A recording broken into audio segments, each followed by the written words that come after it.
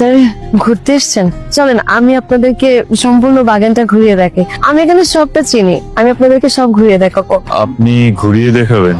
আপনি এখানকার গাইডলাইনার নাকি? আমি এখানকার সব চিনি, আমি এখানকার গাইডলাইন। চাচা বলো না। আপনারা এখানে দেখতে পাইছেন, গাইড লয়ে গেলে ভালো হইব। ও আমাদের এখানকার গাইড, ভালো ঘুরি, ও ভিতরে সব কিছু চিনে। বন্ধু দরকার নাই এই সমস্ত লোকজন, আমরা একা একশো, আমরা হইলাম ফেমাস ইউটিউবার, স্যার দেশ বিদেশ ঘুরে বেড়াই, আর আমাদের দেশের মধ্যে সিলেট এমন লোকজন লাগলে।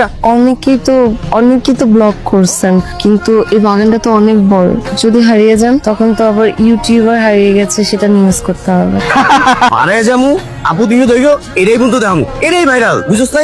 ভিতরটা অনেক বড়, আপনারা চিনবেন না, আমি আপনাদেরকে ঘুরিয়ে দেখাচ্ছি, চলেন স্যার।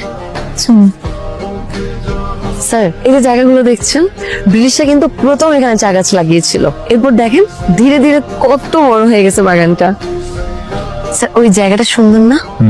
শুধু এই জায়গাটা নয়, পাশের মানুষটাও অনেক সুন্দর। কিছু বললেন স্যার? না, এই যে ভাই ব্রাদার, আমার আয় পড়ছে আপনাদের মাঝে নতুন একটা ইনফরমেশন লেয়া। এই যে আমার পিছনে যে গাছটা দেখতেছেন, এটা কিন্তু লিজেন্ডারি গাছ। এই গাছগুলা ব্রিটিশরা লাগাইছিল। গাছগুলো পুরনো হলেও মরেনি, এখনো কিন্তু চা দেয়। গাইস, এবার যে ইনফরমেশনটা নিয়ে আইছি, এবার এই ইনফরমেশনটা শুনে আপনারা লাইক, কমেন্ট আর শেয়ার ওমানে করবেন। এই যে গাছগুলো দেখতেছেন, বুড়ো হইতে পারে, মাগারে এখনো মরে নাই, এখনো সতেজ, একদম তরতাজা। এই যে দুই বন্ধুদের সিলেট আইছি, একটা ছবি তুলছি এখন পর্যন্ত, এটা স্মৃতি রাখতে হবে না? দে মোবাইলটা দে। হাসি দে। এই যে আমার দুই বন্ধুরে সুন্দর করে কয়েকটা ছবি তুলে দেন। আপনি আসেন আমাদের সাথে। কই গো? না স্যার, আপনারা তোলেন, আমি তুলে দিচ্ছি। কোনো সমস্যা নেই, আসেন। আরে আসেন না। কি ছবি তুলতে আইবো? সমস্যা নেই, আহেন দেন আমার কাছে, আমি তুলি। সেলফি। সমস্যা নেই, দেন যে হাসি দেন। বন্ধু এদিকে ক্যামেরা। ও যাইতাছে না, ভালো হয়েছে কিন্তু। স্যার যাবেন না স্যার, এখানে বিপদ হতে পারে।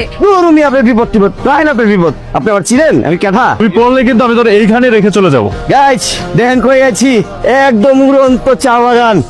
দোষ একটু দোষ দোষ আমার বাচ্চা। হ্যালো গাইস, এই যে দেখেন আপনাদের ফেমাস কন্টেন্ট ক্রিয়েটর। এই যে দেখেন গাছ থেকে পড়ে নিচে কি অবস্থা। কি বাইচা আছো না মরে গেছো বন্ধু? সমস্যা নাই, আবার আয় পড়ছি নতুন একটা ইনফরমেশন দিতে। এবার যে ইনফরমেশন গুলো দিব কোনো ব্লগার দেয় নাই, আমি দিব।